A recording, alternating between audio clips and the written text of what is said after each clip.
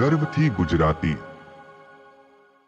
પપ્પાના 1000 વાર ના પાડવા છતાં 3 વર્ષ પહેલા મેં ભાગીને અશ્વિન સાથે લગ્ન કરી લીધા। લગ્ન પહેલા અશ્વિને મને ઘણા સપના દેખાડ્યા હતા।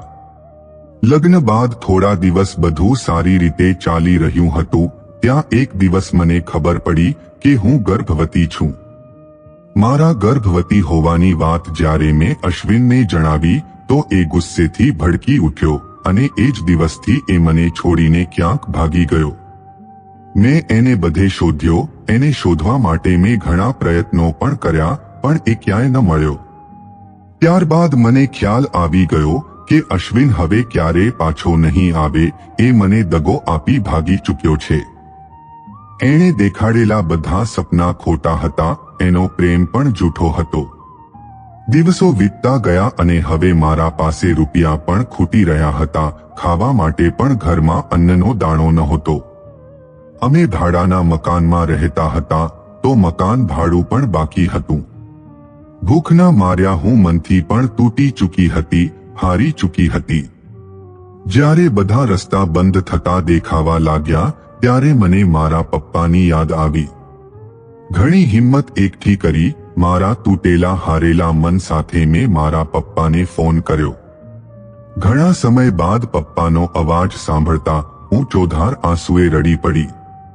પપ્પા સામે મન ભરીને રડ્યા બાદ જ્યારે મારું મન હળવું થયું ત્યારે મેં મારા પપ્પાને બધી વાત જણાવી। મેં કહ્યું, પપ્પા, તમારી દીકરીને ફરી એકવાર સંભાળી લો, હું મારા બાળકને ખોવા નથી માંગતી। આટલું બોલતાની સાથે મારો ફોન નીચે પડી ગયો અને હું બેભાન થઈ ગઈ।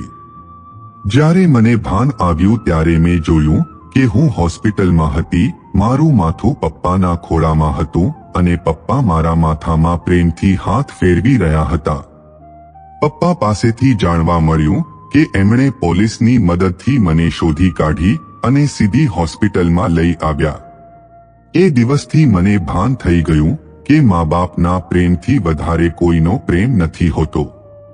પપ્પાએ એ મકાનનું ભાડું પણ ચૂકતે કરી દીધું અને હાલ હું નોકરી કરું છું, મારા મા બાપ સાથે રહું છું।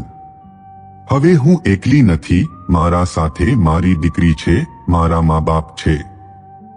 આજે ફરી એકવાર મારી ભૂલને અવગણી મારા પપ્પાએ મને સંભાળી લીધી। જીવનમાં સુખ દુઃખ બધું આવે છે પરંતુ મા બાપ હંમેશા આપણને પ્રેમ અને ખુશીઓ જ આપે છે। આ સત્ય ઘટના પરથી એટલું તો સમજી શકીએ કે આજકાલનો પ્રેમ કેવો હોય છે। અત્યારના સમયમાં દીકરીઓ મા બાપ વિરુદ્ધ જઈ પ્રેમ લગ્ન કરી તો લે છે પણ એ જીવનનો સૌથી મોટો નિર્ણય છે અને એ નિર્ણય લેતા પહેલા 1000 વાર ખાતરી કરી લેવી કે શું જેના માટે તમે તમારા મા બાપને ત્યજી દેવા તૈયાર થાવ છો એ વ્યક્તિ તમને જીવનભર રાજકુમારીની જેમ રાખી શકશે।